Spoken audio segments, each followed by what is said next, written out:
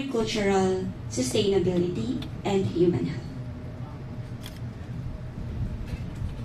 So first project, cyanobacterial blooms and cyanotoxins. So what are cyanotoxins? Is anyone really familiar with this one? So cyanotoxins is short for toxins produced by cyanobacteria. So these are very, very easy.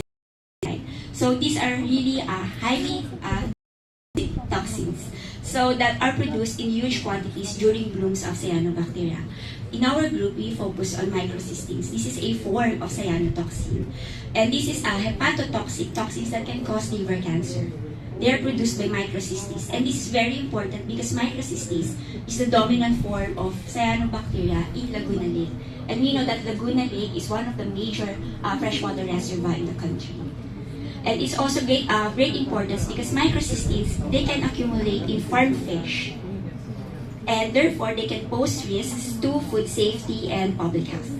So our goal is to address critical research gaps using isotopic techniques or radiation techniques in support of food safety and water quality management of lake in the Philippines. So usually this is done by the DNR, but we are supporting this work with them. Our ongoing work, which started only 2 years ago, 2023, is composed of 3 topics or 3 separate studies on toxin analysis of fish, of water, analysis of microcystis, specifically the genes that are responsible for producing the toxins. And also, we are trying to develop a method to detect microcystins because we lack this monitoring in the country. So we do this work in collaboration with the Laguna Lake Development Authority of DNR. So this is a photo basically of what Laguna Lake looked like in 2022. During that year, there's a full year na talagang sobra yung bloom niya, hindi siya nawawala. So it's persistent. It comes and goes now and again, but still it's persistently present in the Laguna Lake where we farm fishes. So in the future, we hope that the methods we're developing will be validated so they can be adopted by environmental managers like LLDA so they can use it in routine monitoring of microcystins in water, in fishes. And hopefully, they can also improve their policies in managing the resources and protecting the public because we're eating fish. Okay, so the second topic or second project that we're doing is valorization of coconut biomass using E-beam or ionizing radiation. So, coconut biomass. So, why coconut biomass? So, coconut waste, they are really abundant. So, lagi tayo maraming productions of coconut. We all have this sapal. And they are actually a sustainable source of various bioactive compounds. For example, in our project is D-mannose. D-mannose is a naturally occurring sugar. But D-mannose is very useful because it can be used for the production of medicine, food, cosmetics, and also included in animal feeds kasi it has antibiotic properties. So actually, D-mannose is used as a supplement against urinary tract infection in humans. So it has a high market value. It's estimated 2023 around $800 million. But we do not have a market in the Philippines. We always import our raw materials when we have the raw material for the raw material. So we need to actually establish the market for this in the Philippines. So our research goal is first to improve the extraction of D-mannose from spent coconut kernel using E-beam or gamma radiation to produce the D-mannose. So this image comes from the IEA. And our ongoing work, which started only last year, is being done or conducted with our industry partner, the Green Life Coconut Products Philippines Incorporated. If you want to look it up, it's headed by President Francisco Rubio. Sir Rubio is really a strong proponent of finding ways to better the lives of coconut farmers like himself. That's why he established this company. So this is also marami silang mga kasama, other coconut farmers, but during our last meeting, he did try to tell me yung mga challenges of actually establishing and the sustainability of having your own coconut product manufacturing in the Philippines. So maraming challenges and problems with that.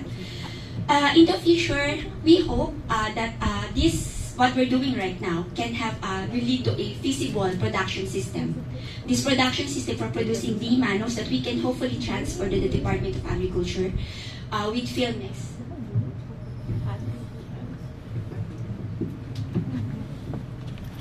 post-harvest production systems. So they can be adopted by the local industry, even by companies like Green Life. So kasi usually ang sapal, pag sapal na yun, ang ginagawa niyan, inihahalo lang to sa copra. And then they just use it to extract oil. But this one, you can see, but wala na siya, usually, it's very, very low value. Another use for this is kinakain lang siya for animal feeds, maybe pigs. But Dimanos is very, very high value product. If we can take this from this, we are actually adding value to spent coconut kernel. And we can make a new market industry for this. So, ganun po yung parang final goal namin sa with this project. Our third and last project is BNCT, which is boron neutron capture therapy, which is we try to develop this, or actually trying to explore this as an alternative treatment modality for cancer management, like resistant cancers like breast cancer. So, this is different dun sa dinidiscuss ni Doc Aloy kanina na sa NUCMED. This is actually using neutron radiation. So what happens is that this BNCT, it targets the cells selectively by those cancer cells have borons in those cells, and with neutron radiation, these borons, I'm sorry, medyo naging technical ako, pero para lang ma-appreciate nyo, diba, yung ano ba yung neutron technology or neutron radiation, it will produce alpha particles, and these alpha particles are really high energy, pero short range siya. So it will only be affecting or destroying the cancer cells containing the boron and not the healthy tissues. But, so this one is an alternative treatment now for resistant cancers, specifically for breast cancer. We're talking about women because breast cancer is also one of the leading causes of death in women. Actually, in the Philippines, napakataas ang mortality rate of Filipinas. It's 40%. Kasi almost half the Filipinos will die due to breast cancer. So, however, boron kasi is a very, very non-selective for cancers. So, you need to actually conjugate it with other materials like kung alam niyo po yung liposomes or nanoparticles or antibodies. Kami naman po, we will try peptide. That's why our research goal is to develop or assess PeptiBook. PeptiBook means peptide boron conjugate as a theranostic agent for breast cancer. And, collaboration with the University of San Agustin, Iloilo, with Dr. Junel Salutes, who is a DOST Balik scientist. He is really very well known for his work on peptides. And also with Dr. Alvi Astronomo.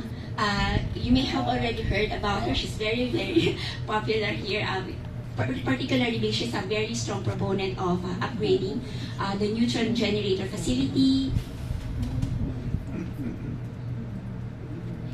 together with the nuclear research operations sections, is spearheading the upgrading of our neutron generator. So ito lang yung parang one and only in the Philippines na magkakaroon tayo ng facility, and we're using it for research like BNCT.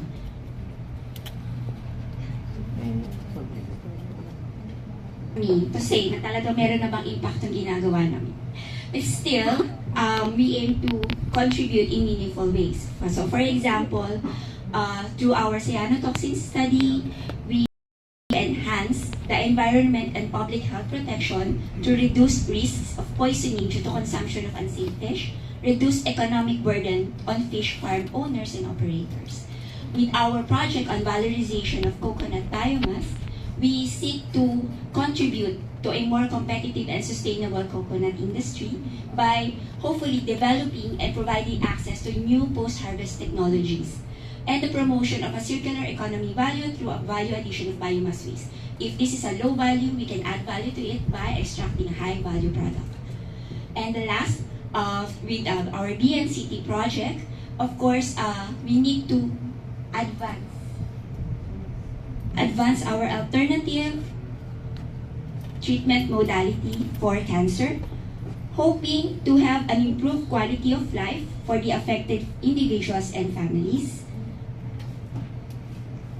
Maluwag lang po talaga yung connection. Hindi na po ako gumagalaw. Mapapansin. Reduce premature deaths, especially in women, kasi usually women are really the target of breast cancers.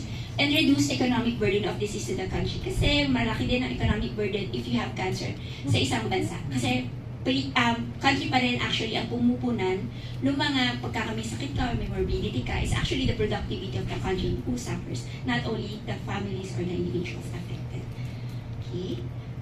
So, conducting research in that country really admissibly really comes with many challenges. So, but through the dedication of our team in the chemistry research section, and also with the support of our collaborators in NLDA and University of San Agustin and Green Life, and with our funding agent, the backing of our funding institutions at DOST and IEA, we hope to continue to move forward and achieve our goals.